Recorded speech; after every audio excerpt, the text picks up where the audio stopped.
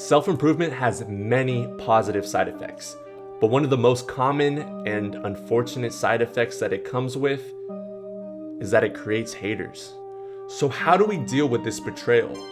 Because at the end of the day, we're still gonna self-improve. What hurt me the most was this was someone that was once in your corner rooting for you, but now that you've outshined them and you've put in consistent wins, it turns that mirror of self-accountability and self-reflection onto your old friends and your family members that haven't done the same. And well, quite frankly, they're gonna hate you for that. You've been grinding every day, improving your life by at least 1%. And that's a constant reminder to them, especially if you only see them once or twice a month, that you're getting better and outgrowing the pond you grew up in, while they're not. Confusion, frustration, bitterness, acceptance, then ultimately enlightenment.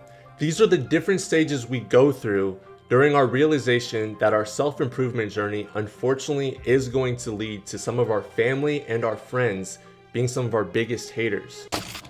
I want you to imagine you're a fish in a nice little body of water. You were not only raised in this little body of water with not only your fish family, but also your fish friends.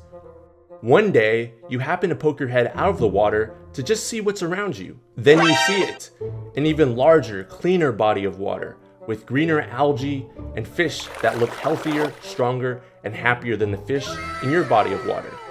After pondering what you just witnessed the entire rest of your day, motivated and inspired, you get up before the other fish in your body of water and work on your plan to get upstream to the other body of water you saw the day before. Day after day, you get up early and find a current to swim against to strengthen your flippers. You start to eat more kelp and you go to bed early, while the old fish you grew up with stay up late and get up late. The other fish in your pond eventually begin to notice this change in you and begin to plant seeds of doubt in your mind. They tell you there's nothing better out there than what's right here, that you're weird for getting up early, eating more kelp, and skipping out on staying up late. Every time your old fish friends and family see you, they can't help themselves but say something snarky about your new goals, lifestyle, and look. They even begin to tell some of the other fishes you grew up with about how you think you're really going to be strong enough to swim upstream. Regardless, day after day, no matter what these other fish have said to you, the days turn into years, until one day you've built up enough strength to try to swim upstream. Left flipper, right flipper, back flipper, you muster up the strength to push yourself upstream and into the newer, bigger body of water. You made it, and it's even more beautiful than you could have ever imagined. You've been so self-disciplined for years that this has become part of your character. So you, trying to inspire the other fishes you grew up with to do the same, decide to swim back to the old body of water with great news about the newfound amazing body of water upstream. The old fish friends sort of hear you out, but it seems like no matter how greener you tell them the algae is, how bluer the water is, or how grander the reefs are, they don't really care to listen and begin to get even more jealous of you. One day, while visiting old family and friends, a group of them invites you to this new spot in the body of water that's great for sunbathing. So you agree to hang out with them at this new spot. With your guard down, you decide to close your eyes as the sun's rays warm your scales. And then out of nowhere, with one swoop, you get picked up by a giant fishing net, thrown into an ice chest, and served on a platter to a family. While that may have been kind of a dark analogy, it's true. If you think about all the rappers that have gone home only to have like their closest family members or friends in the past knock them off or set them up in some sort of way, it's just not worth the risk. So instead of trying to mend those relationships in person, here's what I like to do instead. I sit down and I write out every detail of how the situation was, why I didn't like it, and the way I wish it would have gone if I could rewind the hands of time. Then, once you're done with this letter, sign it, then close your eyes and imagine you're talking to this person about everything you just wrote down and they're being receptive and listening to you. Then take this letter and throw it away. And one of the coolest things is when you're done writing this letter and you decide to throw it away, you instantly feel better. And what happened for me was shocking. I literally felt an overwhelming sense of sadness for this person, because how do you get to the point in life where you're hating on someone that's trying to improve their own life and get better? One of the biggest things that's helped me understand human psychology better and the people that I surround myself with is the fact that every human body has energy in it.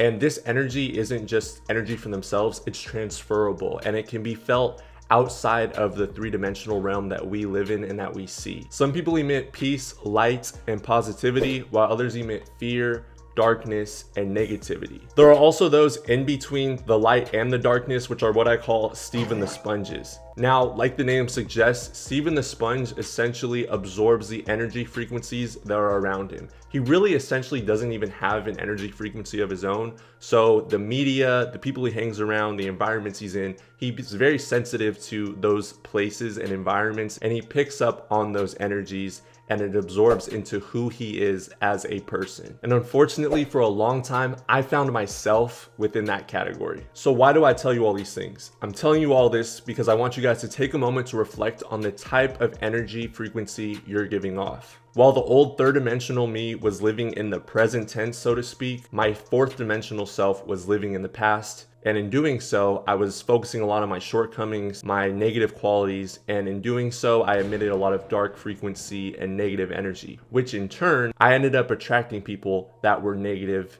and confused and Steven the Sponges as well. So when I made the conscious decision to fix my mental attitude and begin self-improvement, I began to distance myself from my old friends and they could feel me pulling away. It's not even like I was consciously choosing to stay away from the negative, hater, jealous type of people.